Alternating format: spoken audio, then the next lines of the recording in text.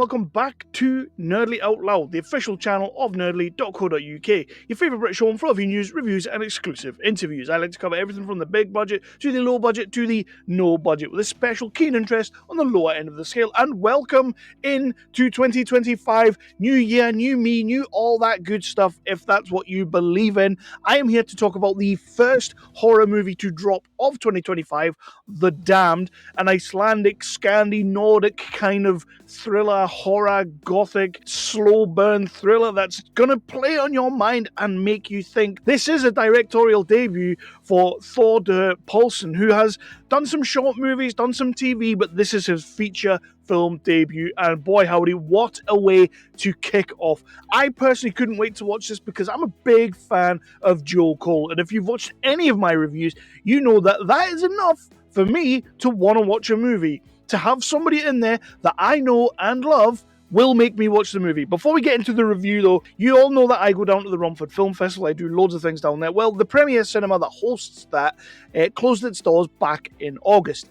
And Spencer and the team, and myself with a little bit of involvement, have come up with the Romford Film Trust. And these guys have brought together this whole new thing. They're going to break the mold of what the cinema landscape has looked like for the last 10 to 15 years, create their own thing, and they are bringing us the Lumiere. It's still going to be the cinema, it's the Lumiere, but it's going to show a whole host of big budget, low budget, independent filmmaking. It's going to have all sorts of courses, filmmaking courses. It's going to be a whole community thing. To help out though, if you can help out, if you want to help out, and we hope that you might want to, we want you to go over to crowdfunder.co.uk, type in Lumiere, type in Romford Film Trust, Spencer Hawken, all that good stuff. You'll find it there. Give a little, give a lot, give what you can. We're not asking you to join us as such. We're asking you to come in and be one of us. So go and do all that good stuff, but that is just by the by, that is there. So we're going to get into this review of The Damned. And yes, as I put out on Front Street, this is a horror movie, the first horror movie of 2025, which seems to be a bit of a staple, that in January we're going to just drop some horror movies. Maybe it's kind of thing that, like, if it doesn't do too well, it's okay because we released it in an awkward time. But this movie completely 100% benefits from that, because this is going to be the cream of the crop when it comes to this time frame, these movies and such things like that. We meet young 19th century widower Eva, who's played awesomely by Odessa Young, but we'll talk about her in a little hot minute. So we meet her, and she's kind of taken on the lands that her husband owned. Her husband died before the movie started, so she's sort of now in charge of these men who have all been through some stuff. You know, these men have lived a life. They've kind of fished on the fjords, because it's set in the Icelandic fjords, and so she has to like try and control and be in charge of these men. They all go out one day for a little bit of a fishing expedition, but before they get out there, they see out to sea that there is a ship that is a little bit closer to the shore than it probably should be. A whole big ship. And it's like, do we go and do we help them? Because they're clearly in trouble. Do we go and help them? Which would automatically put us in trouble, because although we haven't seen what's gone on before, you can tell that they're kind of on their asses when it comes to food and staying warm and keeping alive. So we know that they've had a bit of a hard time of it as is. So going to help these people may not be the best decision. And she decides, we're not going to help them. It's too risky to the rest of the guys, which, you know, you can kind of understand that. You cut to a couple of days later, and she's down by the ocean, and she finds a barrel. And it's clearly a barrel from the ship that has now, from what we have to perceive and understand, just gone and been destroyed and whatnot, and probably everybody's died. So she finds this barrel, and it has food in it. So we now have supplies. So the idea now is that she needs to get the guys together to take them out to where this may have happened, find out if there's any more food there, and bring it back, because, you know, it's in short supply and we need it. So they do this in the dead of night. They go out there, and when they get there, they find on this rock out in the middle of nowhere survivors. Unbelievably, there are survivors. And of course, they have to decide what to do there, because the boat is a small boat, it's not a big boat. They can't really take many survivors, if any. They pretty much either kill them themselves or leave them for dead. And that is where the movie continues. It goes from there, and it becomes this sort of slow burn where like everybody's kind of going a little bit mad, but are they? Yes, they are, but are they? We don't really know what's happening. There's another woman who lives with these people called Helga, and Helga at one point in the movie tells this story. It's like this ancient Nordic Icelandic story about it's an old folklore tale that probably every town everywhere has, and it's to set the tone. And then we believe that this is what is going to start happening as an atonement for their sins. They are now the damned ones. So that is pretty much the story. This supernatural being, or maybe supernatural being, is now kind of coming around and it's scaring the crap out of everyone, and that's where we're going to go from there. Let me talk a little bit about the cast and the crew, and I want to start with Ava. Ava is played by Odessa Young, who I recently saw in the movie The Order alongside Nicholas Hoult. She was absolutely brilliant in that. It was a smaller role than this, but in this movie, she is almost too perfect for this role.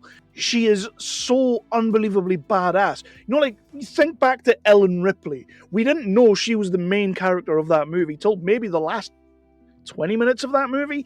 This movie, Odessa Young, is very much one of the main characters, but you have some really strong characters that I'll talk about now in a minute, but you have these really strong characters there that you kind of think, no, they must be the main character. When things do start to go wrong and when people do start to go a little bit mad, so does she, and you completely buy that too. She's in way over her head, taking care of these men who should really, in a way, be taking care of her, but because she's in this position, she has to do that for them. I thought Odessa Young, she does so much with her face and with her actions that she doesn't really need a great deal of dialogue. And that's where this movie lives and lies, is in the performances. One other performance is we have Joe Cole in there as Daniel, and he has this like connection to her dead husband. He definitely has this little connection with her. Will they, won't they, is a little bit of a situation as we go through the movie. They don't dwell too much on that, thankfully. But I love Joe Cole in this movie, but he's another one that doesn't have to do a great deal and does a lot of heavy lifting. And these two together, they're fire. There's a lot of chemistry here, but it's never really overly done or anything like that. Siobhan Finneran as Helga. We know Siobhan Finneran. She's done a ton of things. The likes of Downton Abbey. I never watched Downton Abbey, but she has done a ton of movies, TV shows. She's always great when she gets to live in her bag. And in this movie, the role is quite a small one. It's quite a short one, but it's quite pivotal in telling you what is coming up, what is going to happen with these people if you're willing to listen to her. And she nails it. She's absolutely brilliant. I loved Siobhan Finneran in this movie. Rory McCann, straight off Game of Thrones, you know, the Hound from Game of Thrones. We love Rory McCann. The Scottish Oats porridge advert was his absolute swan song, the peak of existence for Rory McCann. But no, I do joke because he is really, really cool in this movie. Yes, he's only kind of in the first half for reasons that you will come to find out. I'm not going to give any spoilers. I don't want to do that. But he's kind of the backbone of this movie to start with. And you really think he's the man who's going to command the ship. He's the man who's going to take us down this road. One of the biggest characters of this movie isn't actually an actor. It's not actually the story. It's not the horror aspect. It is the landscape. It is Iceland itself. It is absolutely bloody gorgeous. Widescaping shots, we get to see all the cliffs, all the mountains, all the sea, all the ocean. It looks freezing as hell. You're so actually quite cold when you're watching this, which adds to the tension of the horror when it really starts coming in.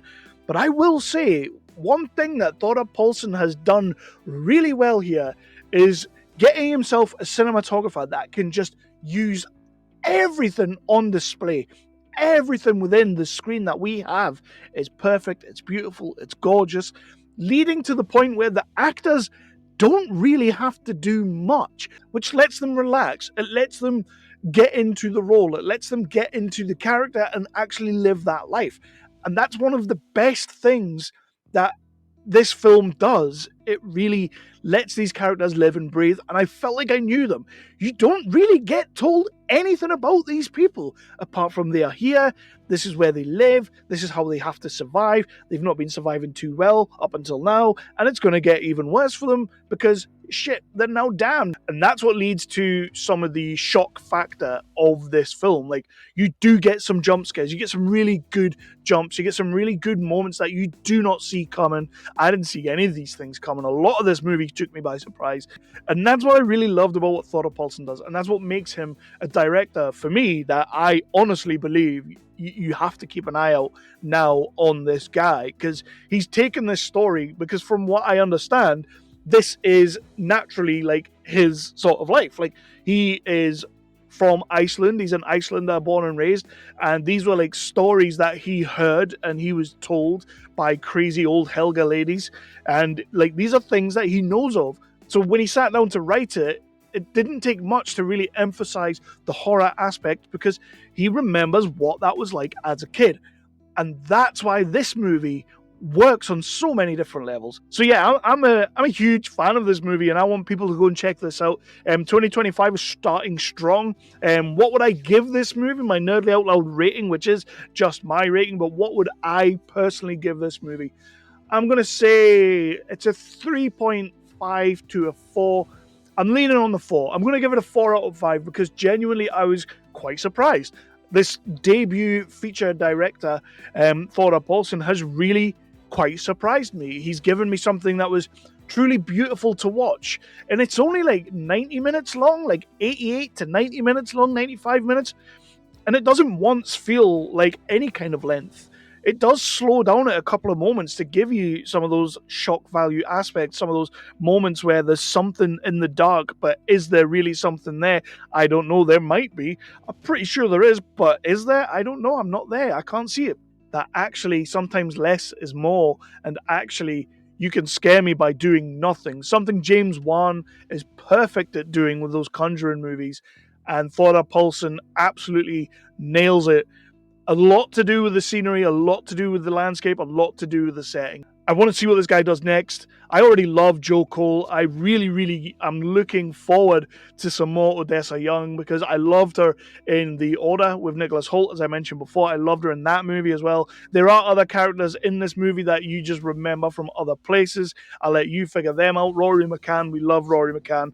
I'm going to go. It is hitting the UK and Ireland on January the 10th, so please do check it out in the theatres that are showing it. If you don't get to see it in the theatres, please do catch it on streaming. I think you'll love this movie. It's a great way to start 2025. Check it out. The Damned, 4 out of 5 from me, but I'm going to go. Please do hit that subscribe, ding that notification bell, and all those good things. Comment down below if you've seen the movie, what you thought of the movie. Let me know if I'm wrong, and we can talk a little bit more about it. But for now, I'm out. 4 out of 5. The Damned.